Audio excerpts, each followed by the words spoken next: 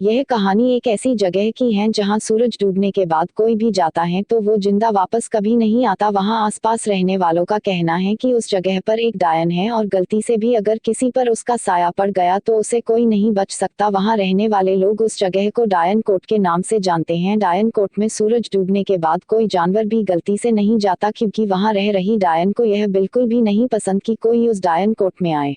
अवनीत और रजत शाम 7 बजे घूम फिरकर अपने घर की ओर अपनी बाइक से वापस जा रहे थे। तभी रजत ने अवनीत से कहा, अबे भाई बाइक रोक जल्दी। रजत की बात सुनकर अवनीत ने तुरंत बाइक की ब्रेक मारी और कहा, अबे क्या हुआ भाई। फिर रजत ने कहा, अरे भाई तू इस रास्ते से क्यों बाइक ले जा रहा है, तुझे पता नहीं क्या अब सूरज डूब गया है और सूरज डूबने के बाद कोई इस रास्ते से नहीं जाता।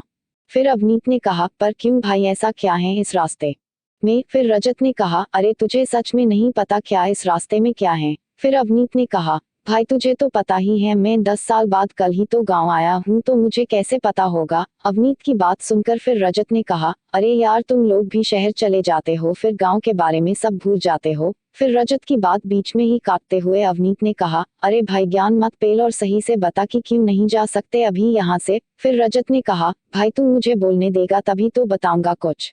फिर अवनीत ने कहा, अच्छा चल अब बीच में कुछ नहीं बोलूंगा, तू बता अब। फिर रजत ने बताते हुए कहा, तो सुन भाई, जब हम सुबह इस रास्ते से जा रहे थे तो तूने देखा ही होगा कि इस रास्ते में पूरे में 5 किलोमीटर तक जंगल ही है बस। पर जब हम उस जंगल के एकदम बीच यानी यहाँ से 2 किलोमीटर आगे एक ऐसी जगह है जो तूने भी आते समय जरूर देखी होगी। फिर रजत की बात बीच में ही काटते हुए अवनीत ने कहा, कौन सी जगह।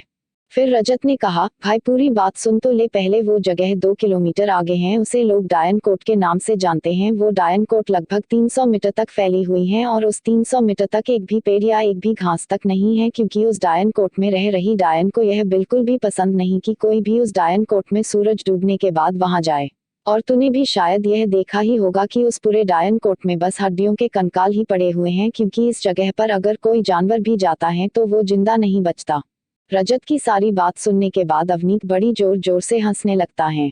अवनीत को ऐसे हंसते देख फिर रजत बोलता है, भाई क्या हुआ, तू हंस क्यों रहा है। फिर अवनीत हंसते हुए ही बोलता है, भाई मुझे पता था कि गांव में कोई ना कोई ऐसी भूतों की बातें जरूर करेगा। इतना बोलकर अवनीत फिर से जोर जोर हंसने लगता है।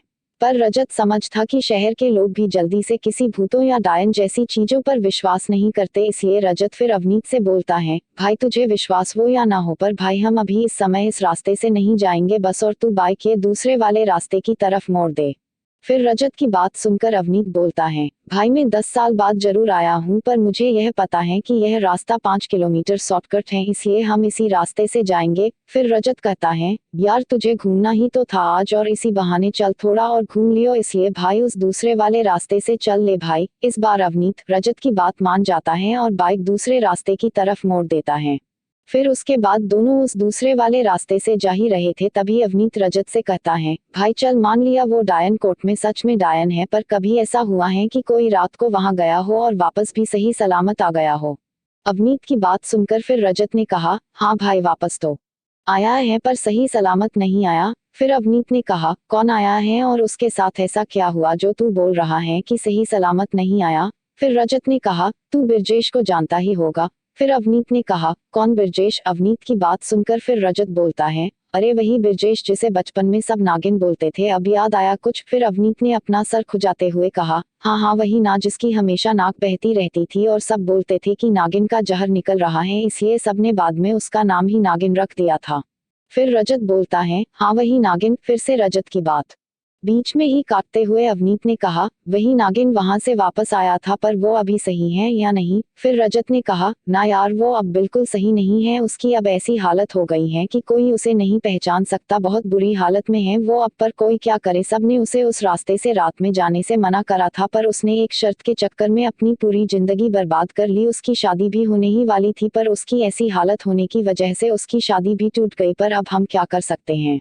फिर रजत की बात खत्म होते ही अवनीत बोलता है, पर उसे हुआ क्या है, तू बार बार बस यही बोल रहा है कि उसने अपनी जिंदगी बर्बाद कर ली, पर उसके साथ हुआ क्या है यह भी तो बता। फिर रजत बोलता है, तो सुन भाई, अब इसके आगे की कहानी अगले एपिसोड में है।